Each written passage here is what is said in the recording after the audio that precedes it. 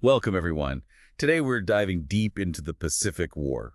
You know, that side of World War II that sometimes gets overshadowed by what was happening in Europe? Right. And it's a fascinating story, too. Often people just think of Pearl Harbor, but there's so much more to it than that. Oh, absolutely. We're going to use the Wikipedia article on the Pacific War as a starting point, but, this is a huge topic. Yeah, we're only scratching the surface with that one, but it'll give us a good framework to start from. Okay, so let's set the stage. Before December 7th, 1941, and the attack on Pearl Harbor, what was brewing in the Pacific? Well, you really have to understand Japan in the 1930s. Think about it. Rapid industrialization, but they lacked essential resources like oil and rubber. They needed those. Yeah, makes sense. So they needed to get them from somewhere else. Exactly. And then, boom, the Great Depression hits. It wasn't just Japan that was struggling. The whole world was in economic chaos. Yeah, I mean, everyone was looking for a way out. But Japan, they decided to look outwards. Yeah, and China, with all its resources, became their target. Manchuria, in particular, had a lot of what they needed. That's where they made their move, right? 1931. They invaded Manchuria. No declaration of war, just straight-up invasion. Wow. So what did the rest of the world do about it? Well, League of Nations, they condemned it, of course. But they couldn't really do anything to stop it. It was a sign of things to come. The world was changing and fast. It really does make you think that was a huge power move, right? Like Japan was basically saying, we're doing this and you can't stop us. Exactly. And then things escalated even further in 1937. Yeah, with the Marco Polo Bridge incident. Right near Beijing, a clash between Japanese and Chinese troops.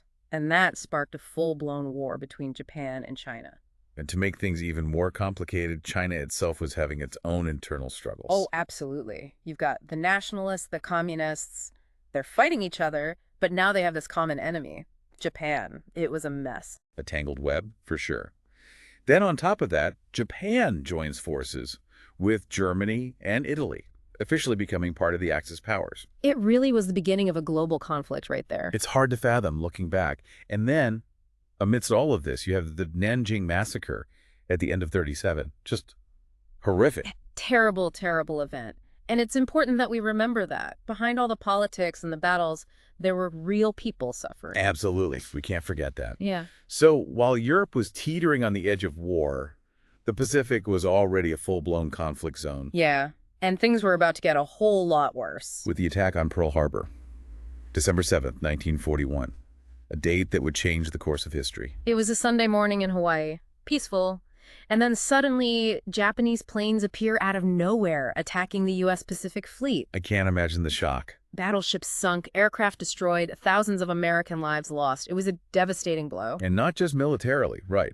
But what about the psychological impact? The American people weren't expecting this at all. I mean, it was a national trauma. The U.S. went from, relative peace to a two-front war, almost overnight. Fighting in Europe and now the Pacific. Pearl Harbor became a symbol of that, of Japanese aggression, and it ignited a thirst for revenge. So Japan caught the U.S. off guard, but strategically did it backfire? What was their goal with the attack? They wanted to knock the U.S. out of the Pacific. Quickly, force them to negotiate, give Japan control over Southeast Asia. Bold move. Did they underestimate how the U.S. would react? Massively. They thought the U.S. would back down, but it had the opposite effect. Instead of intimidation, they spurred the U.S. into action. And even before Pearl Harbor, Japan was already on the move in Southeast Asia. Right. Hong Kong, Singapore, the Dutch East Indies, they were taking over everything, fast. So it wasn't just about taking territory, was it? What were they after? Resources, oil especially. They needed it to keep their war machine going. So they're trying to secure their supply lines. In a way, yes. But the U.S. wasn't just going to sit back and watch. No, they weren't. In April 1942, they launched a pretty daring raid on Tokyo. The Doolittle raid. Yep. B-25 bombers, launched from an aircraft carrier, had never been done before. Bold move. But what was the point? It didn't really cause that much damage, did it? True, the physical damage was minimal, but psychologically, it was huge. It showed Japan that they weren't invincible, that their homeland could be attacked. Okay, so you've got Japan expanding rapidly, the U.S. reeling, but ready to fight back. A global conflict exploding. What happens next? Well, that's when the tide starts to turn. 1942 was a pivotal year with two major naval battles, the Coral Sea and Midway. And these weren't just any naval battles. They were clashes of aircraft carriers, right? Right, exactly. The first of their kind. Air power was becoming the dominant force at sea. The Coral Sea.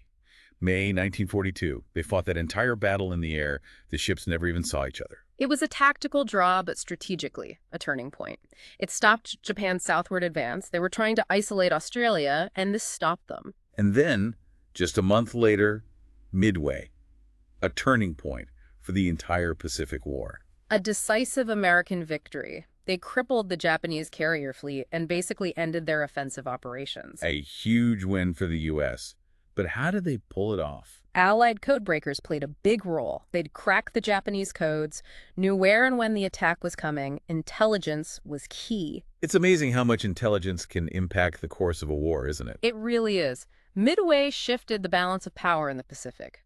From this point on, Japan was fighting a defensive war. Yet the U.S. took the offensive. Right. With their island-hopping campaign, they started pushing the Japanese back, island by island, towards their home islands. And that's what we'll pick up in part 2 of our deep dive. We'll see you then. So we were talking about island hopping. It was like a completely different kind of war. Yeah, when we think of the Pacific War, we often picture those big battleships and aircraft carriers. Right, but island hopping was a whole different beast. It was brutal, a real slugfest. So what was it like for the soldiers on the ground? Well, forget those wide-open battlefields. Think dense jungles, volcanic islands, tiny coral atolls. Each one was a fortress, basically. Because the Japanese had fortified them. Oh, yeah. They'd been preparing for years. They knew the terrain, how to blend in, how to defend. So it wasn't just fighting the enemy, it was fighting the environment, too. Exactly. Iwo Jima is a good example. A tiny volcanic island, but it was vital for the Americans. They needed it as a base for their fighter planes. To escort the bombers heading to Japan,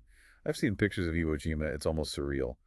Black sand beaches, that mountain, Mount Suribachi. Yeah, it looks almost peaceful in photos, but for the Marines who landed there, it was a nightmare. Constant shelling, snipers everywhere, booby traps. Every inch of that island was a fight. And the Japanese, they fought fiercely. Many fought to the death. They wouldn't surrender. The fighting was incredibly intense. I think everyone's seen that famous photo of the Marines raising the flag on Mount Suribachi. Yeah. It's a powerful image. It is, but it also kind of masks the brutality of the battle. Thousands of Marines were killed or wounded taking Iwo Jima, and that was just one island. Out of hundreds, it really puts things in perspective. Island hopping was a war of attrition, huge losses on both sides. But the U.S. had a key advantage. Their industrial might. You got it. They could replace their losses, build more ships, planes, weapons. Japan just couldn't keep up. So while all this fighting is happening on these islands, what's going on in the wider Pacific? Was it all about capturing islands? Not exactly. There was another battle going on beneath the waves. A silent war, you could say. Submarine warfare. Right. Allied submarines, mostly American, were out there sinking Japanese merchant ships. Cutting off their supply lines. Exactly. Japan relied heavily on imports for resources, for food. The submarine campaign was slowly strangling them. Wow, that's a whole other side of the war we don't often hear about. It must have been incredibly tense for those submarine crews. It was. Long stretches at sea, the constant threat of depth charges, a very different kind of warfare. So Japan's getting squeezed, their supplies are dwindling. What about the war in China? Was that still going on? Oh yeah, big time. While the U.S. was focused on island hopping, the war in China was still raging. Millions of people caught in the crossfire, cities destroyed. It was devastating. It's easy to forget about the human cost of war, the impact on civilians. It wasn't just about battles and military objectives. It never is. But speaking of the bigger picture, there was a key event at the end of 43. The Cairo Conference. Yep, that's the one. Roosevelt, Churchill, and Chiang Kai-shek, the leader of China, all met to discuss the war against Japan. Wow, the big three all in one room. What came out of that meeting? They reaffirmed their commitment to defeating Japan unconditionally, and they talked about plans for the post-war world. It was a strong message of unity, a signal to Japan that the Allies weren't giving up. So the war in China continued, the submarine campaign was chipping away at Japan, and the U.S. was pushing closer with their island hopping. What were some of the key battles in that push towards the Japanese home islands? Well, 1944, the Marianas. They were strategically crucial, those islands. Why were they so important? They disrupted Japanese air power in the region, and they provided a base for the B-29 bombers to strike mainland Japan. I bet the Japanese weren't going to give them up easily. You're right about that. The Battle of Saipan was especially brutal, heavy losses on both sides. But the U.S. won. They did, yeah. It was a major victory. It gave them a foothold in the Marianas and put those B-29s within striking distance of Japan. It must have been a huge psychological blow for the Japanese. Knowing that their homeland was now within reach. Exactly. And it even led to a change in government. Prime Minister Tojo stepped down. It's fascinating how these military events could have such big political consequences. It's all connected. But the island hopping continued. Next up, the Palau Islands. They were strategically important too, right? Yeah, they had airfields and harbors. The Battle of Palau was particularly tough. What made it so different? The Japanese had learned from their earlier defeats. Instead of focusing on defending the beaches, they dug in deeper, built a maze of fortifications. It was a real meat grinder. Lots of American casualties. It seems like the closer the Allies got to Japan, the more brutal the fighting became. It did. And the Japanese, they were getting desperate. More kamikaze attacks, suicide charges. They even started training civilians to fight. It was a whole different kind of war. So the Allies are pushing closer, the fighting is getting more intense, and then off the coast of the Philippines, you have this massive naval battle. The Battle of Leyte Gulf. One of the biggest naval battles in history. Hundreds of ships involved. Wow. What was the Japanese strategy going into this? They knew they were outnumbered and outgunned, so they came up with this complex plan. A decoy force to lure away the American carriers while their main force attacked the landings at Leyte. It sounds risky. Did it work? Not really. The Americans did fall for the decoy, but only partially. And they underestimated the power of American carrier aircraft. The Battle of Leyte Gulf was a huge defeat for the Japanese. So this was pretty much the end of the Japanese Navy as a major fighting force. Pretty much, yeah. It paved the way for the liberation of the Philippines and left the Japanese home islands even more vulnerable. And what about the fighting in the Philippines? Was that as intense as the naval battle? Oh, it was a long and bloody campaign, island after island. The Japanese fought hard, but the Americans had too much firepower, too many resources. They eventually won, but it was a costly victory. It's hard to imagine the scale of these battles, the number of people involved. It was a massive war, millions of troops fighting in some of the toughest conditions imaginable. Jungles, mountains, islands. It pushed everyone to their limits. And as we get closer to the end of the war, the fighting gets even more desperate. We talked about Iwo Jima earlier, but there was another battle, even bigger, that really showed the potential horrors of an invasion of Japan. Okinawa. A massive battle. Lasted for months. The Japanese fought like demons. What made Okinawa so different? Why was it so brutal? It was their last stand, basically.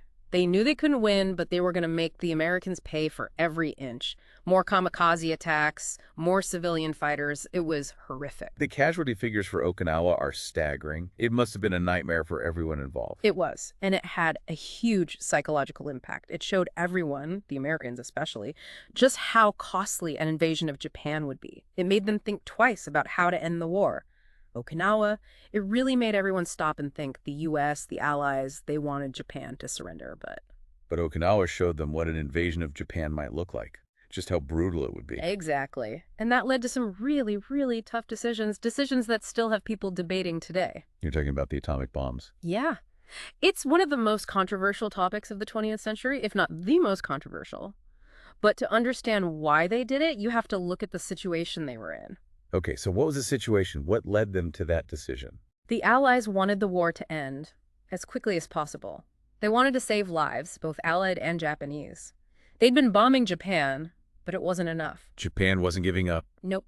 They were determined to fight to the bitter end. So, the atomic bomb, it was seen as a way to force a surrender, avoid a full-scale invasion. But at a terrible cost. Oh, absolutely. The moral implications are huge. Hundreds of thousands of civilians killed. The radiation, it was a decision that weighed heavily on Truman, on everyone involved. August 6th, 1945. Hiroshima. The world changed that day. Yeah. The destruction was just unimaginable. And still, even after that, some in the Japanese government still wanted to fight on. It's hard to comprehend that, but then just 3 days later, Nagasaki. Another bomb. Another city destroyed. Was that the turning point? It was close. Even after Nagasaki, there was still resistance, but they were facing total defeat. The Soviets had just attacked in Manchuria. So Japan was fighting a war on two fronts now, Mhm. against the Americans in the Pacific and the Soviets in the North. Right. They were out of options. Their resources were gone. Their military was shattered. Their people were suffering. The atomic bombs, the Soviet attack, it all added up. August 15th, 1945, Emperor Hirohito announces Japan's surrender.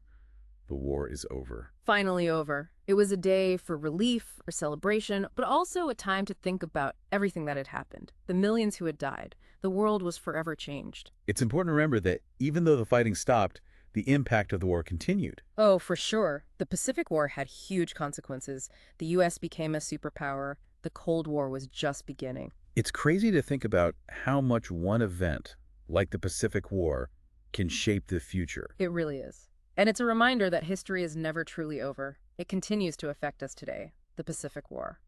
It was a clash of empires, of ideologies, of technologies. It was brutal, it was complex, and it's a story that deserves to be told. Absolutely. And for anyone who wants to learn more, I highly recommend Eagle Against the Sun by Ronald Spector. It's a great book that covers the entire Pacific War. Lots of detail, well written. You won't be disappointed. It's a good one. And remember, this was just a starting point. There's so much more to explore. Keep learning, keep questioning, and keep diving deep. We'll see you next time.